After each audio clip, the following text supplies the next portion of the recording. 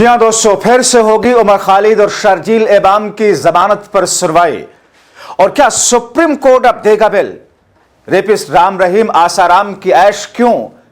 कटघरे में supreme court का फैसला।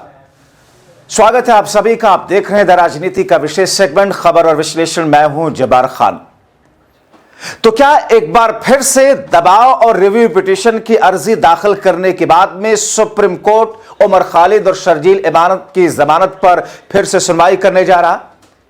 क्या सुप्रीम कोर्ट उन 5 लोगों की तरह उमर खालिद और शर्जील इमाम को जमानत देने जा रहा है? क्या अरावली की पहाड़ियों की तरह, जिस तरह जनता के दबाव में सुप्रीम कोर्ट ने अपना फैसला वापस ले लिया सो मोटो की तरह, अब रिव्यू पिटीशन या सो मोटो के जरिए सुप्रीम कोर्ट अपना फैसला वापस लेगा? आखिर क्यों राम रहीम और आसाराम जैसे बलात्कारियों को लगातार राहत पे राहत और ऐश पर ऐश, और 2 छात्रों को जेल के सलाखों के पीछे, जबकि उनके मामले पर ट्रायल शुरू तक नहीं? दोस्तों, विस्तार से आपको सब कुछ बताते हैं। खबर बेहद संवेदनशील है, खबर अहम है। आपसे अपील, निवेदन के अगले चंद मिनट मेरे साथ में जरूर बने रहें। दोस्तों, आपसे थोड़ी देर पहले आपने देखा कि देश की सर्वोच्च अदालत ने उमर खालिद और शर्जील इमाम को छोड़ करके बाकी 5 लोगों को जमानत दे दी, दिल्ली दंगों के कथित आरोप के मामले में। जाहिर तौर पर एक ऐसी स्थिति है, सुप्रीम कोर्ट का एक ऐसा फैसला है जिस फैसले पर देश की राजधानी दिल्ली से लेकर के पूरे देश और विदेश में हंगामा सा मच गया। सुप्रीम कोर्ट ने जो तर्क और दलीलें रखी, जो बातें कही अपने फैसले में, उन बातों से कानून के जानकार और सुप्रीम कोर्ट के पूर्व जस्टिस जो रिटायर्ड हैं, वो सहमत बिल्कुल नहीं होते हैं। और ऐसे में दोस्तों, अब खबरें ये आ रही हैं, अब से थोड़ी देर पहले जब फैसला आया उसके बाद में उमर खालिद के पिता, शर्जील इमाम के लोग और फिर उनकी तरफ से केस लड़ने वाले वकील अब सुप्रीम कोर्ट ने उस फैसले पर रिव्यू पिटीशन दाखिल कर रहे हैं। दोस्तों, रिव्यू पिटीशन का मतलब यह है कि अदालत अपना कोई फैसला अगर सुनाती है तो उस पर दोबारा से रिव्यू करने के लिए अर्जी लगाई जाती है। और हमने कई मामलों में ऐसा देखा है कि सुप्रीम कोर्ट हो या कोई अदालत अपने फैसलों को लेकर के दोबारा से रिव्यू करने के बाद में फैसले बदले हैं। हमने देखा है कि अदालतों के फैसले आ गए, लोग बाइज्जत बरी हो गए या लोगों को सजा हो गई, दोबारा से जनता के दबाव में या फिर दोबारा से उस मामले पर रिव्यू पिटीशन के बाद में फिर से केस खुला और मामला और फैसला पूरा का पूरा पलटा है।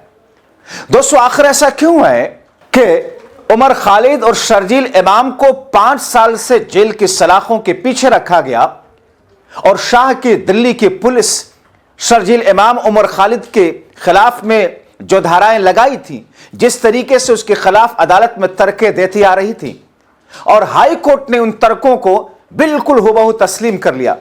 सुप्रीम कोर्ट भी कहीं ना कहीं दिल्ली पुलिस के तर्कों से सहमत नजर आया, मगर 5 साल तक ट्रायल शुरू तक नहीं हो पाया। क्या दाल में कुछ काला है?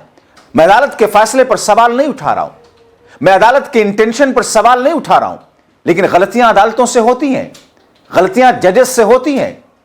जजेस क्या इस मामले में गलती कर रहे हैं?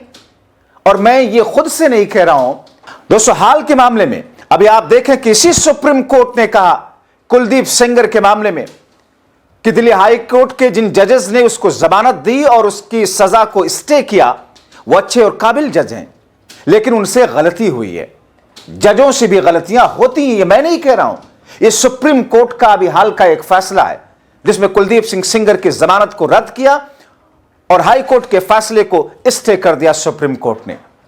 तो अब एक बार फिर से उमर खालिद और शर्जील इमाम के लिए एक राहत की सांस आ रही होगी। एक बार फिर से उनके लोगों के मन में एक विचार आ रहा होगा और सुप्रीम कोर्ट पर एक बार फिर से देश की न्यायिक व्यवस्था पर भरोसा उठ रहा होगा। लेकिन दोस्तों, जब 5 जनवरी को सुप्रीम कोर्ट ने फैसला दिया और उमर खालिद और शर्जील इमाम की जमानत को रद्द किया, तो बहुत सारे लोगों में ऐसा लगा कि न्यायिक व्यवस्था को लेकर के, जांच एजेंसियों को लेकर के भरोसा डगमगाने सा लगा था। क्योंकि दिल्ली दंगा मामले में दोस्तों सुप्रीम कोर्ट ने 5 आरोपियों को जमानत दे दी, जिनमें गुलफशा, मिरान, सलीम, शफाउर रहमान और शादाब है। मगर कोर्ट ने उमर खालिद और शर्जील इमाम की जमानत याचिका को खारिज कर दिया। सुप्रीम कोर्ट ने कहा कि इन पर यूएपीए के तहत केस चलता। इससे पहले बार बार तारीख मिलती रही, हाई कोर्ट में यही हुआ और सुप्रीम कोर्ट में भी यही मामला कई बार टला। कभी जज नहीं, कभी जज को जरूरी काम की वजह से टालना पड़ा, कभी वकील वजह बने। अभी तक ये मुकदमा शुरू तक नहीं हो पाया। 5 साल से जेल के सलाखों के पीछे हैं। ट्रायल कोर्ट में जब से यह केस जमानत के लिए सुना गया और सुप्रीम कोर्ट में नवंबर तक 21 बार इस केस की सुनवाई टाली जा चुकी है। हर बार तारीख पे तारीख मिलती रही। दोस्तों, उमर खालिद के पिता SQR इलियास का कहना है कि साल 2020 के दिल्ली दंगों की साजिश के मामले में सुप्रीम कोर्ट द्वारा उनके बेटे को जमानत ना दिए जाने पर कुछ नहीं कहना चाहते।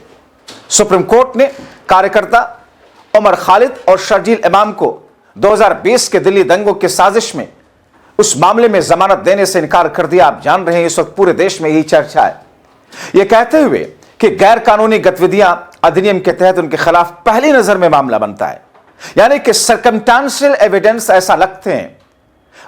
उमर खालिद के पिता इलियास कहते हैं, मुझे कुछ नहीं कहना, फैसला आपके सामने। दोस्तों, आपको बताता हूं कि दरअसल सुप्रीम कोर्ट ने कहा क्या है और उसके बाद उस फैसले की भी बात करेंगे जिस पर भारतीय जनता पार्टी या एनडीए की सरकार के कारण बलात्कारियों को राम रहीम और आसाराम जैसे लोगों को फरलो, पेरोल पे पेरोल मिलते रहे, जेल में भी ऐश होती रही।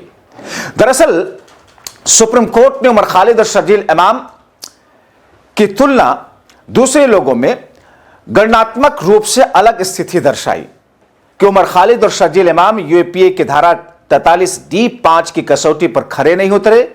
नतीजतन उमर खालिद और शर्जील इमाम की जमानत याचिका खारिज कर दी गई। सुप्रीम कोर्ट ने आदेश में स्पष्ट किया कि देश की सुरक्षा से जुड़े अपराध में जमानत का मानदंड अलग और सख्त होता है। अगर आरोप प्रथम दृष्टया सही लगते हैं, हिरासत जारी रहेगी।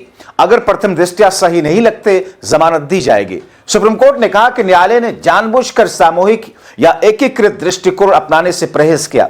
न्यायालय इस बात से संतुष्ट है कि अभियोजन पक्ष की सामग्री से अपीलकर्ताओं उमर खालिद और शर्जील इमाम के विरुद्ध प्रथम दृष्टया आरोप सिद्ध होते हैं।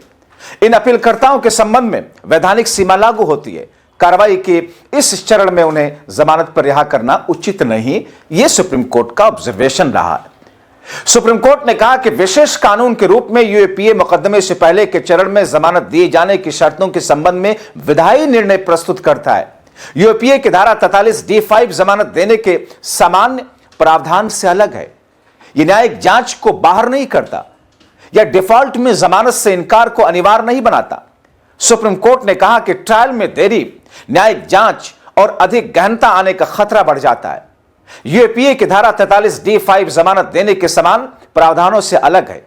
जाहिर तौर पर सुप्रीम कोर्ट में दिल्ली पुलिस की तरफ से जो तर्क दिए गए, जिस तरीके से केस बनाया गया, जिस तरीके से जांच की बात कहेगी और जिस तरीके से एविडेंस देने की बात कहेगी, और ये सब कुछ ट्रायल से पहले हो रहा है। सुप्रीम कोर्ट ने उसके आधार पर फैसला दिया। अब दोस्तों, ऐसे में सवाल ये कि गुजरात हाई कोर्ट ने रेप के केस में मुजरिम आसाराम की सजा को नवंबर 2025 में मेडिकल आधार पर 6 महीने के लिए सस्पेंड कर दिया। आरोपी नहीं है, ये दोषी है। यानी जमानत पर बाहर आया आसाराम 6 महीने से बाहर रहेगा और ज्यादा बाहर रहेगा। आसाराम की सजा पर 6 महीने का निलंबन आदेश गुजरात हाईकोर्ट की एक बेंच ने दिया। आसाराम 2013 के रेप के मामले में दोषी करार दिया गया, उसे सजा सुनाई जा चुकी है। इससे पहले राजस्थान हाईकोर्ट ने पिछले महीने आसाराम को उसकी सजा के निलंबन के साथ उसको जमानत दे दी थी।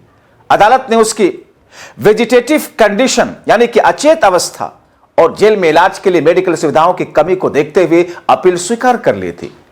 ऐसा क्यों होता है कि सत्ता पक्ष से जुड़े हुए लोग या सत्ता पक्ष के लिए काम करने वाले लोगों के साथ में, चाहे वो रेपिस्ट हो चाहे वो हत्यारे हो, इस किस्म की सुविधाएं मिलती हैं। अप्रैल 2018 में जोधपुर की एक सेक्शन कोर्ट ने आसाराम को 2013 में अपने आश्रम में एक नाबालिग लड़की से दुष्कर्म के लिए आजीवन कारावास की सजा सुनाई थी। हालांकि रेप पीड़िता के वकील ने उस पर आपत्ति जताई थी। पीड़िता के वकील बेबी नायक ने दलील दी कि पिछली बार उन्होंने कहा कि आसाराम भारत का दौरा करना चाहते हैं। 27 अगस्त के राजस्थान हाईकोर्ट के आदेश में यह भी दर्ज किया गया और आज वो इलाज के लिए इलाज ले रहे हैं। यह कैसा विरोधाभास है, यानी कि एक तरफ आसाराम का केस और दूसरी तरफ शर्जील इमाम उमर खालिद का केस। एक तरफ गुरमीत राम रहीम का केस 40 दिन के लिए फिर से उसे पैरोल मिली। हरियाणा के रोहतक में सुनारिया जेल में बंद, पैरोल के दौरान सिरसा जेल में अपने डेरे के मुख्यालय में रहेगा। 2017 में दोषी ठहराया गया। ये भी 15वीं स्थायी रिहाई है उसकी। और दोस्तों, आप जानते हैं ये पैरोल कौन देता है? सरकारें देती हैं। ये अदालतें नहीं देती हैं, ये राज्य सरकारें देती हैं। जिस जगह पर जिस जेल में बंद होता है वो किसकी सरकार है? हरियाणा में भारतीय जनता पार्टी की।